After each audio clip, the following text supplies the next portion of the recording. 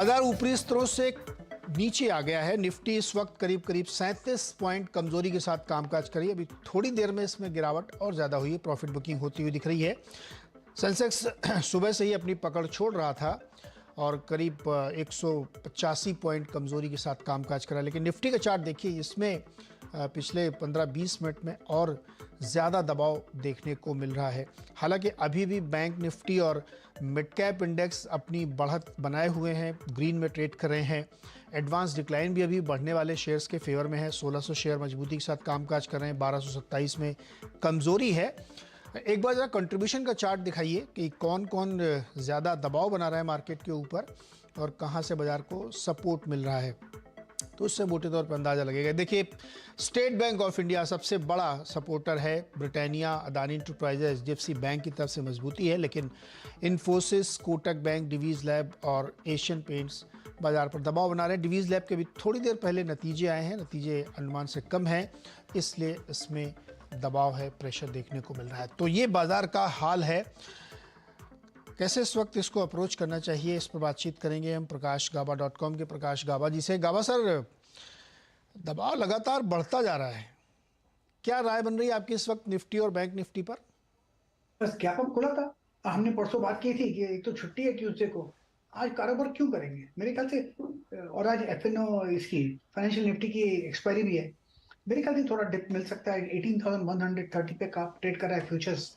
Possible है कि 18,000 के आसपास यहाँ पर एक सपोर्ट है। 18,100, 18,000, लेकिन जो इंपॉर्टेंट दायरा है 18,000 और 18,200, इससे बाहर निकलना जरूरी है अगर हमको ट्रेंड एस्टैब्लिश करना है तो। ओके, और बैंक निफ्टी में भी यही स्थिति है क्या?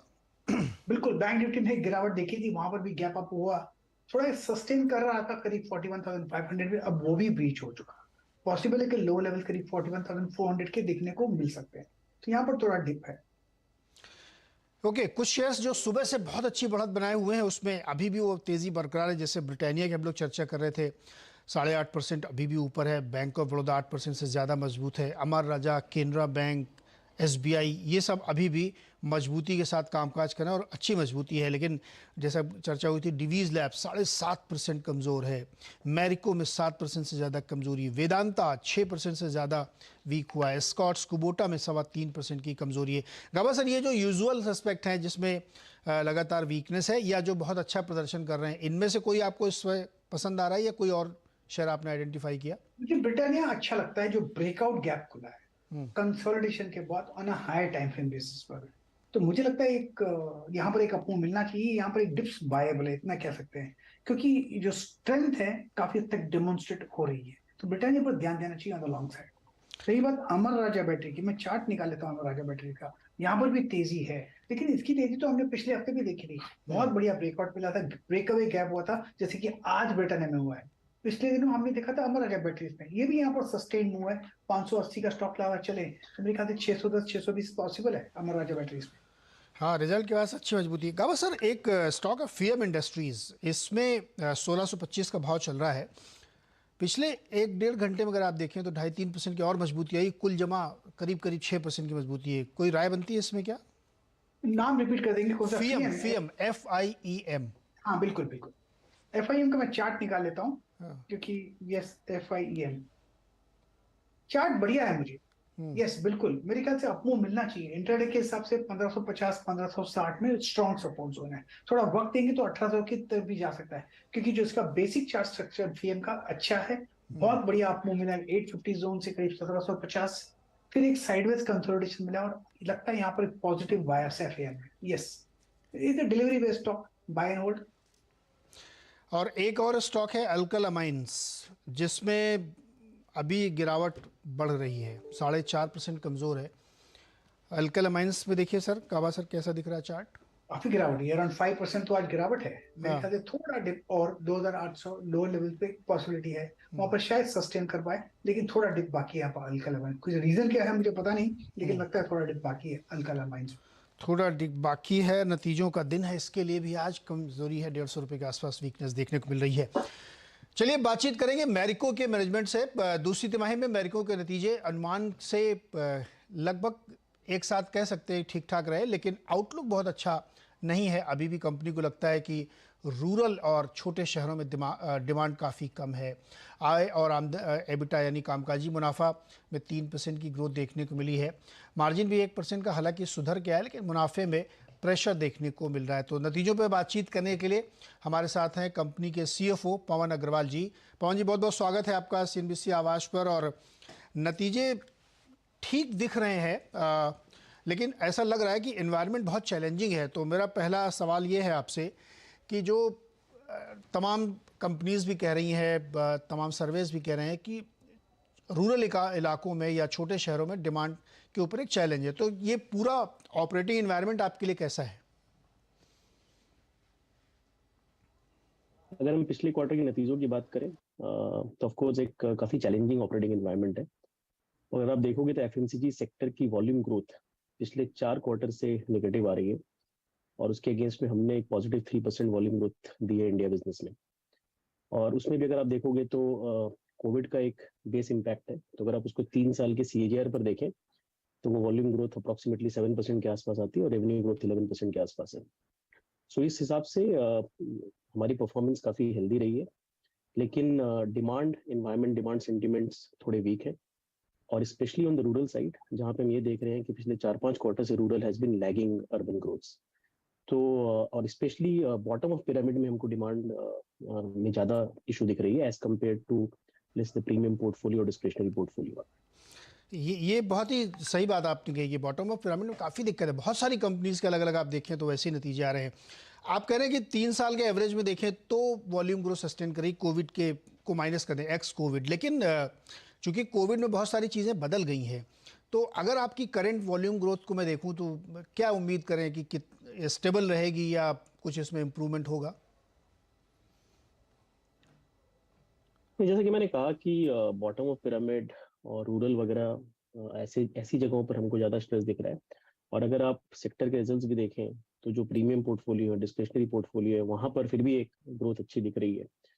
सो मैं ऐसा समझता हूँ कि जब इन्फ्लेशन कंट्रोल में आएगी, इन्फ्लेशन एक बहुत बड़ा कारण है कंजम्पशन के स्लो डाउन पे, और आरबीआई और गवर्नमेंट स्पेसिफिक इंटरवेंशंस ले रही हैं। और जब जैसे जैसे इन्फ्लेशन कंट्रोल में आएगी, मैं ऐसा उम्मीद करता हूँ कि आगे जाते हुए डिमांड में एक पिकअप देखने को मिलेगी। बट इसके अलावा as companies what we need to do is, हमको ये कोशिश करती रहनी चाहिए कि हम डिमांड को किस तरह जनरेट करें। और इसके पीछे अगर आप देखोगे तो हमने, भले ही हमारी वॉल्यूम ग्रोथ 3% रही, बट हमने एडवर्टीजमेंट स्पेंस में कोई कमी नहीं रखी है। हमने 10% एडवर्टीजमेंट स्पेंस ग्रो किया है, बिकॉज हम ऐसा समझते हैं कि जब तक कि आप कंज्यूमर को एजुकेट नहीं करेंगे, अवेयर नहीं करेंगे और एडवर्टीजमेंट स्पेंस नहीं करेंगे, डिमांड वैसे भी उसमें इशू रहेगी। So that is what we are doing, but we are hopeful that as inflation cools down and as we move ahead, we'll definitely see some positivity in the demand environment. ANP में आपने definitely 10% खर्च किया, लेकिन इसका भी असर ज़्यादातर उन्हीं को होता है या फ़ायदा उन्हीं को होता है या उन्हीं के पास तक ये पहुंचता है, रीच आउट होता है जो जहां से आपकी ऑलरेडी थोड़ी ठीक ग्रोथ आ रही है, यानी बड़े शहरों में और अर्बन सेंट्रिक इलाकों में। तो इतना स्पेंड करने के बाद भी अगर आप उसी ग्रुप को टारगेट कर पा रहे जो ऑलरेडी थोड़ा बेटर कर रहा है, तो फिर कैसे वॉल्यूम को ग्रॉसली कैसे इसको मैनेज करेंगे? नहीं, तो जैसे कि मैंने कहा कि अगर हमारी वॉल्यूम ग्रोथ, हमारी रेवेन्यू ग्रोथ एफएमसी सेक्टर से कंपेयर करें तो हम डेफिनेटली उससे काफी बेटर कर रहे हैं। So we have delivered ahead of the market, ahead of the category. So हम ऐसा समझते हैं कि हम सही जगह स्पेंड कर रहे हैं। और अगर आप उसका नतीजा ये भी देखें, अगर मार्केट शेयर की अगर हम बात करें तो 90% ऑफ द पोर्टफोलियो में हमने मार्केट शेयर कंसोलिडेट किया है। सो डेफिनेटली हम ऐसा बिलीव करते हैं कि हमारे ब्रांड की जो स्ट्रॉन्ग इक्विटी है वो हमारे फेवर में काम कर रही है। और जब ओवरऑल इन्वायरमेंट में एक पॉजिटिविटी आएगी, so definitely we will gain more. Pawan ji, ये बात जो आपने भी कही ना कि आपका जो पोर्टफोलियो है उसका 90% सिर्फ कंसोलिडेट हो पाया है, इससे मैं इसका इंटरप्रिटेशन ये करूंगा कि अभी भी सॉफ्ट कंजम्पशन का पैटर्न बना है और जो जारी रहेगा। एकदम इमीडिएटली तो नहीं होगा, it will take some time, but there has been some positive trend that we have seen, and therefore what we are saying is कि गोइंग फॉरवर्ड H2 में हम definitely mid single digit volume को तो definitely देंगे। और उसमें भी अगर आप ये देखिए तो हमारा बेस काफी स्ट्रांग है पिछले 2 साल का। सो 3 साल के कैगर में देखेंगे तो हम ऐसा कह रहे हैं कि हम हाई सिंगल डिजिट की वॉल्यूम ग्रोथ देंगे। सो धीरे धीरे इम्प्रूवमेंट होगा, बट आई थिंक इसमें एक सबसे बड़ा इम्पैक्ट इन्फ्लेशन का रहेगा। और इन्फ्लेशन जो आरबीआई जो कोशिश कर रही है 6% के नीचे लेके आ सके, सो डेफिनेटली उसका एक पॉजिटिव इम्पैक्ट आएगा as and when we are able to control that.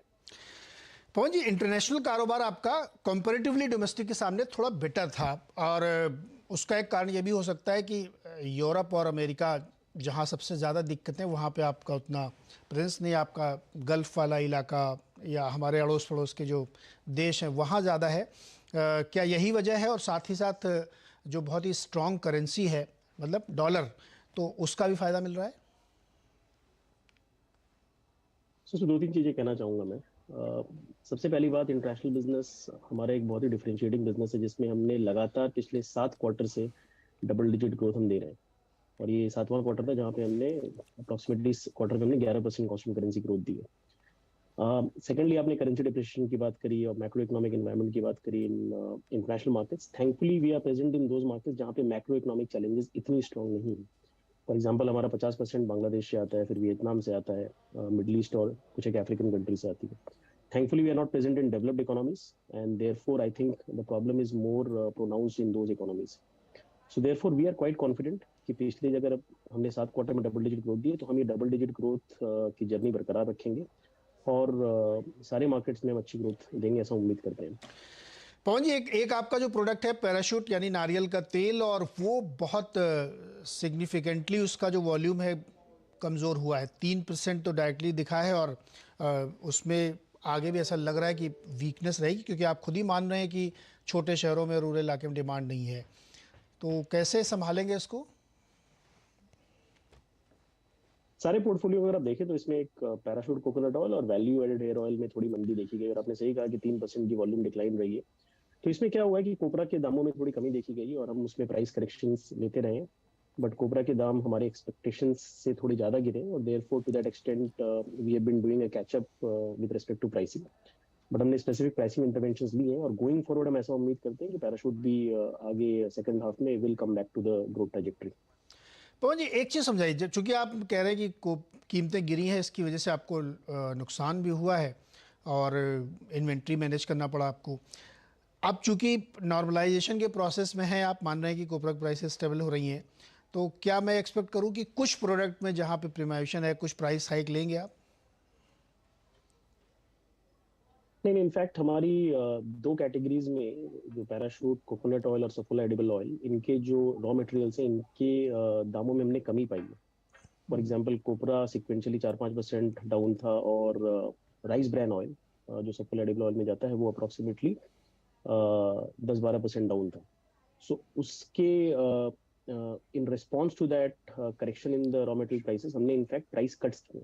तो फॉर एग्जांपल, पैराशूट में हमने पीक से 8 से 10% प्राइस कट लिए हैं। सफोला एडिबल ऑयल में हमने 17-18% प्राइस कट लिए हैं। So to that extent, that's the reason कि 3% की वॉल्यूम ग्रोथ के अगेंस्ट में हमारी वैल्यू ग्रोथ और भी लोअर रही है।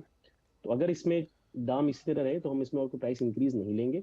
But at the same time, crude linked जो डेरिवेटिव्स है, फॉर एग्जांपल लिक्विड पैराफिन या पैकिंग मटेरियल वगैरह होते हैं, उसमें काफी तेजी देखी गई है। लिक्विड पैराफिन अप्रोक्सीमेटली 50% ऊपर है, पैकिंग मटेरियल की कॉस्ट अप्रोक्सीमेटली 20% ऊपर है। तो उसके लिए हमने for example value added hair oil और कुछ अदर पोर्टफोलियो हमने प्राइस इंक्रीज लिए, जो कि बहुत सिग्निफिकेंट नहीं है। नहीं पवन जी, यही तो मेरा सवाल है कि अगर क्रूड जब 120-130 था, वहां से गिर के अब वो स्टेबल होता हुआ दिख रहा है, लेकिन स्टिल लिक्विड पैराफिन के दाम बहुत हाई, जो आप प्रीमियम प्रोडक्ट में अपना मिक्स करते हैं, और आप कह रहे हैं कि प्राइस हाइक की जरूरत नहीं, लेकिन फिर कैसे मैनेज करेंगे? आप खुद ही मान रहे हैं कि अभी 50% हाई है पैराफिन के दाम।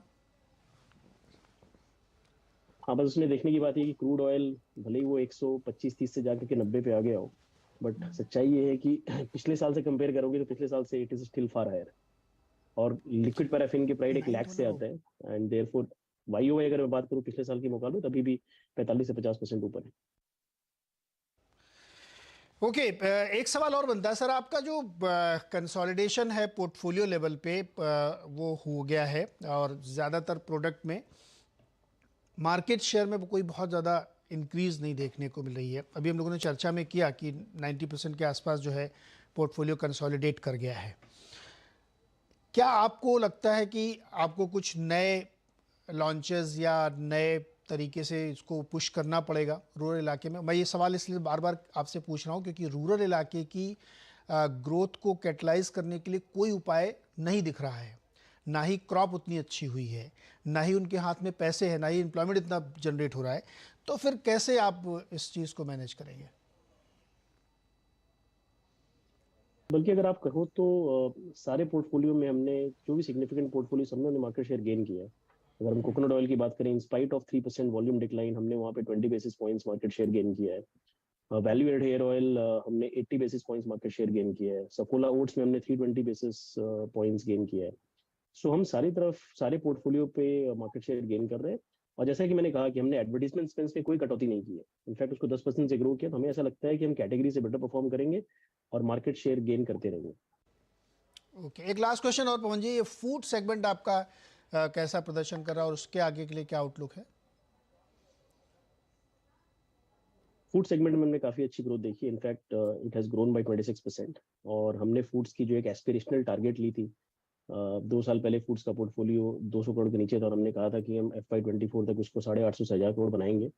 और हम बिल्कुल उस माइलस्टोन पे टिके हुए हैं और इस साल हम होपफुली 650 करोड़ के आसपास पहुंच जाएंगे।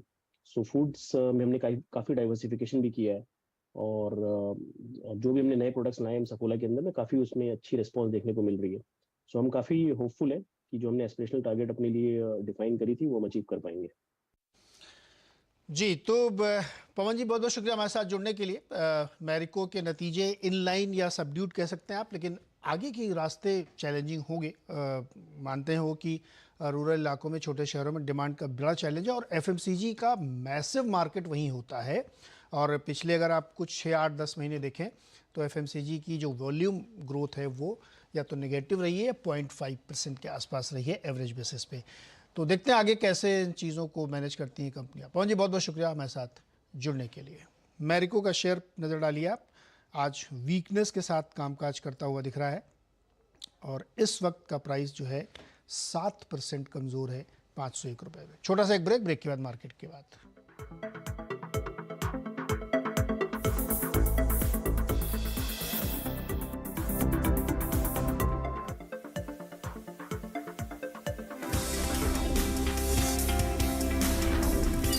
फ्यूचर एक्सप्रेस में आप सभी का स्वागत है। एफएनओ मार्केट का हर एक्शन 2790 से चलकर 3006 के आसपास, अब इसमें 250 अंकों के आसपास का मूव देख चुके हैं। कॉल ऑप्शन ले या पुट ऑप्शन, 17550 का जो कॉल है वो 85 to 90 के आसपास खरीदारी कर सकते हैं। फिलहाल निफ्टी पे वेट एंड वॉच करना चाहिए। जानिए किन स्टॉक्स में होगी आपकी जबरदस्त कमाई। 3300 के नीचे अर्ली क्लोज अगर आए तो आप शॉर्ट करके यहाँ पर जा सकते हैं। देखिए फ्यूचर एक्सप्रेस।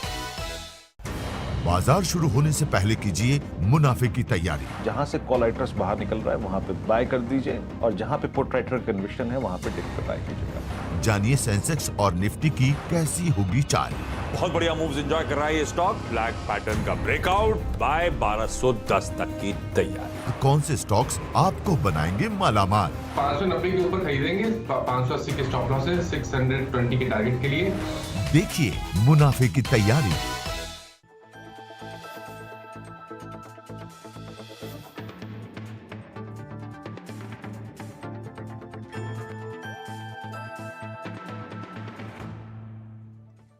टैक्स बचाने का हो टेंशन या फिर पेचीदे टैक्स नियमों की उलझन, अटका हुआ रिफंड या मुश्किल में फंसा हो आपका रिटर्न, हर मुश्किल सवाल का आसान जवाब है टैक्स गुरु, जहां आप ना सिर्फ अपना टैक्स बचाते हैं बल्कि हम टैक्स की उलझनों को सुलझाने के गुर भी आपको सिखाते हैं। नमस्कार, मैं हूं लक्ष्मण राय और आज आपके सवालों का जवाब देने के लिए हमारे साथ हैं जाने माने टैक्स एक्सपर्ट शरद कोहली साहब। सर, आपका स्वागत है CNBC आवाज में। हमने देखा है कि विदेश में रहने वाले भारतीय अपने घर पे परिवार को, माता पिता को पैसे भेजते रहे, लेकिन इन दिनों विदेश में पैसा भेजने का चलन बढ़ता जा रहा है। अगर रिजर्व बैंक के आंकड़ों को देखें तो पिछले 8 साल में बाहर भेजे जाने वाली रकम में करीब 280% से भी ज़्यादा की बढ़ोतरी हुई है। अब सवाल उठता है कि जो लोग बाहर पैसा भेजते हैं क्या उनको भी टैक्स देना पड़ता है?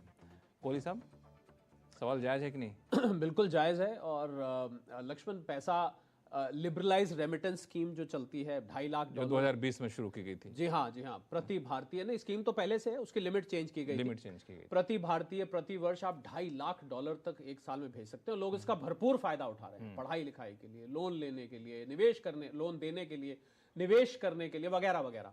तो देखिए, आप जब पैसा भेजते हैं तो 7 लाख रुपए, लक्ष्मण एक लिमिट नोट कर लीजिए, अगर 7 लाख रुपए से ऊपर की रकम बन रही है, और ये लक्ष्मण इंटरेस्टिंग बात है, 7 लाख जब तय की गई थी $10,000 जब रुपया $70 पे होता था, ये तब तय गई, पर अब लिमिट अभी भी 7 लाख है। तो अगर 7 लाख से ऊपर आप जाते हैं, इफेक्टिवली लिमिट कम हो गई है। हाँ, इफेक्टिवली देखा जाए तो बिल्कुल कम हो गई है। तो अगर आप 7 लाख से ऊपर जाते हैं तो उससे ऊपर जो भी अमाउंट होगा उस पे बैंक आपसे 5% TCS, tax collected at source, आपसे ले लेगा। और अगर आपके पास मान लीजिए लोन दे रहे हैं, आप कहीं लोन की एजुकेशन लोन पढ़ें।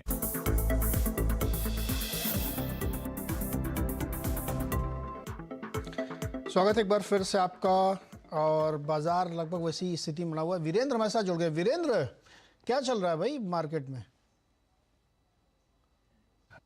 ये बाजार नीरज जी, कोई दिक्कत की बात नहीं। एक सब्सटेंशियल गैप अप हो गया था तो रिलायंस थोड़ा सा सॉफ्ट पड़ गया, पर मेरे को लगता है नीरज जी, ये जो 18-18-1 ये दो स्ट्राइक्स सबसे बड़ा वीकली कॉन्ट्रैक्ट का, यानी जो गुरुवार को एक्सपायर होगा, जिस दिन फाइनल मैच भी है इंडिया का सेमीफाइनल, इन दोनों स्ट्राइक्स में सबसे बड़ा ओआई बिल्डअप है। सुबह से जिस लॉन्ग ट्रेडर को निफ्टी पे लॉन्ग ट्रेड की गुंजाइश नहीं मिली, ये 18,050 और 18,100 ये एक बेस्ट जोन है उस लॉन्ग ट्रेड को पिक करने का। और एक और चीज नीरज जी, आज का सीमेंट का ओआई बिल्डअप, यकीन मानिए एक ऐसा ओआई बिल्डअप है जो बहुत ही ज्यादा इंपॉर्टेंस रखता है। तो ये मेरे ख्याल से क्लोजिंग में दो अहम चीजें नीरज जी।